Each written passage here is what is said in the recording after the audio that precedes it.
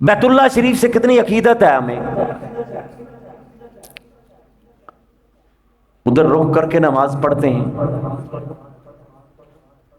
اس بیت اللہ کی طرف رخ کر کے نماز پڑھنے سے پہلے بھی ایک گھر تھا جدھر رخ کر کے نماز پڑھی جاتی تھی، بیت المقدس. اور کیسی ہماری سوچ ہو گئی ہے کہ بھائی مرتے ہیں تو مرنے دو، ہمارا کیا جا رہا ہے، کوئی ڈوبتا ہے تو ڈوبتا رہے، کوئی مرتا ہے تو مرتا رہے. مسجد اقصی کے ساتھ تعلق کیا ہے ہمارا؟ بھئی ہمارا قبلہ اول ہے، سجدے کیے گئے، حضور تاجدار کائنات ادھر کو نماز پڑھاتے رہے، صحابہ پیچھے نماز پڑھتے رہے، جدھر کو آقا کا رخ ہوا آپ کو پتہ ہی نہیں چلا وہ جگہ کیا، اس کی عزت کا پتہ ہی نہیں، اس کی حرمت کا پتہ ہی نہیں. وہاں پر اگر ظلم ہو رہا ہے، مارا جا رہا ہے، کاٹا جا رہا ہے، کیسا دین ہے اور کیسا اس کے ساتھ آپ کی اٹیچمنٹ ہے کہ کسی کا کٹنا، کسی کا مر جانا ہو مسلمان، آپ کے سامنے ٹکڑے بکھرے ہوئے ہیں، آپ کے سامنے لاشیں بکھری ہوئی ہیں، درد نہیں ہو رہا، تکلیف نہیں ہو رہی. بھئی فلسطین میں ہے، کون سا ہمارے ملک میں ہے؟ سورۃ اسراء میں باری تعالیٰ نے ارشاد فرمایا سبحان الذی اسریٰ بعبدہ لیلا من المسجد الحرام الی المسجد الاقصی. پاک ہے وہ ذات جو راتوں رات حضور تاجدار کائنات کو لے گئی سفر معراج پہ مسجد حرام سے مسجد اقصی تک. الذی بارکنا حولہ لنریہ من آیاتنا، وہ مسجد اقصی الذی بارکنا حولہ جس کے ارد گرد کو ہم نے برکتیں عطا کر دی ہے، ہم نے رفت عطا کر دی ہے. ارے جو نور، جو تجلیات، جو کرم مسجد اقصی کے ارد گرد ہے وہ آپ کو کہیں نہ ملے گا. ہزاروں انبیاء کرام کے مزارات ہیں. الذی بارکنا حولہ لنریہ من آیاتنا، مسجد اقصی میں ہماری نشانیاں ہیں، مسجد اقصی کے ساتھ ہمارا دل جڑا ہے، ہماری روح جڑی ہے.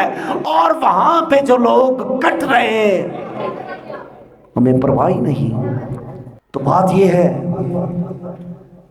کہ آج وہاں پہ مسجد اقصی کو، اس کے رہنے والوں کو ذلیل کیا جا رہا ہے، مارا جا رہا ہے، عزتیں محفوظ نہیں، جان محفوظ نہیں، مال محفوظ نہیں، چھوٹے چھوٹے معصوم بچے مر رہے ہیں.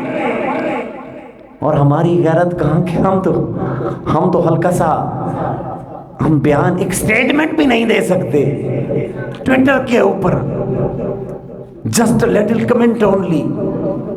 ایمان کا جب یہ درجہ ہو تو پھر ذلت برستی ہے.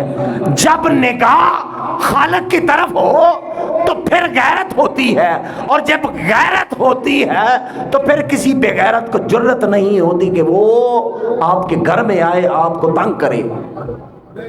آقا نے فرمایا مسلمان تو ایک جسم کی مانند ہے، اور یہ جسم ایک کا حصہ، اس جسم کا ایک حصہ مسجد حرام ہے، ایک مسجد اقصی ہے.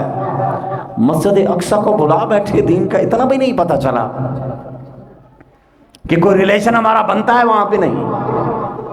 بھئی ان کے لیے ہم مسلمان ہیں، ہم سنی شیعہ نہیں ہیں، ان کے لیے ہم مسلمان ہیں.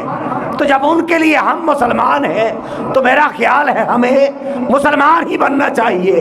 اور جب مسلمان بنیں گے تو دیکھیں ایک وقت آیا تھا ایمان مستحکم تھا، بدر کا میدان سجا تھا، اسلحہ بھی زیادہ تھا، تعداد بھی زیادہ تھی، قبیلے بھی زیادہ تھے، سب کچھ تھا.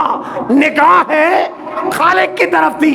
جب نگاہ خالق کی طرف ہوتی ہے تو پھر فرشتے آتے ہیں، پھر نصرت ملتی ہے، پھر ذلیل اور رسوا ہوتے ہیں۔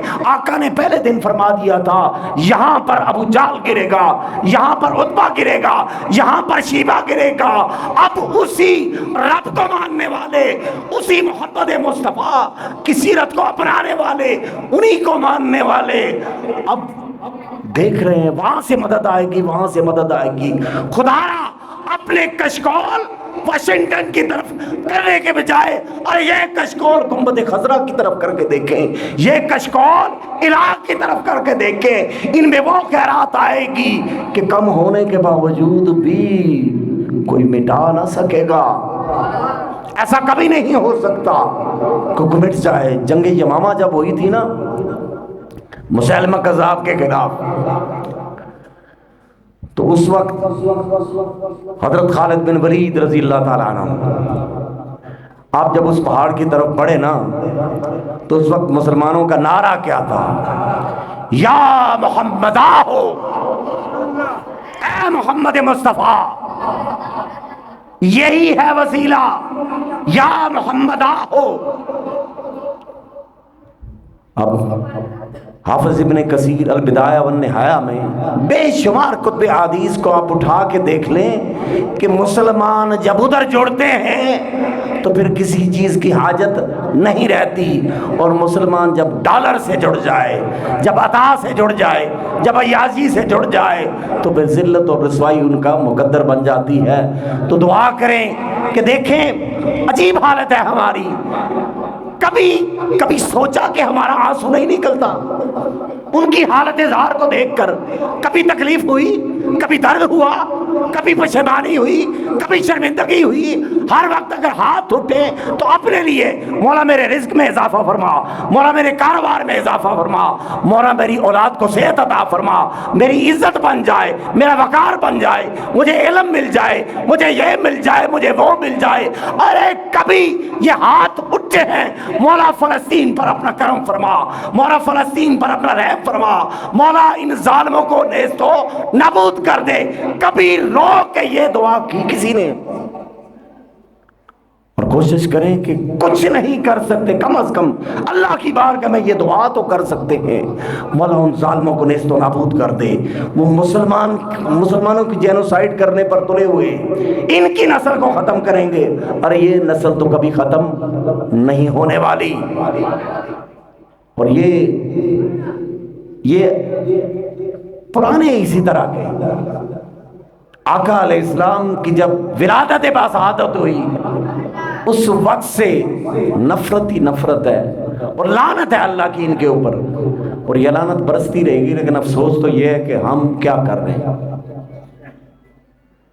سب کچھ ہے، اکانومی بھی بڑی مضبوط ہے، سارا کچھ ہے، لیکن اس کے باوجود ہم ہاتھ باندھ کے کھڑے ہیں، ہم ہاتھ باندھ کے کھڑے ہیں کہ کیا ہو رہا ہے؟